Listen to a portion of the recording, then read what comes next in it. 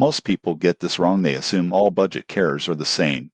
But the surprising truth is that Metro by T-Mobile and Mint Mobile offer very different strengths depending on coverage speed and plan flexibility. Metro by T-Mobile runs on T-Mobile's network, meaning excellent nationwide coverage and access to 5G. You won't believe what happens next. Metro includes perks like Amazon Prime or Google One subscription credits on certain plans, making it appealing for value-conscious users who still want premium features.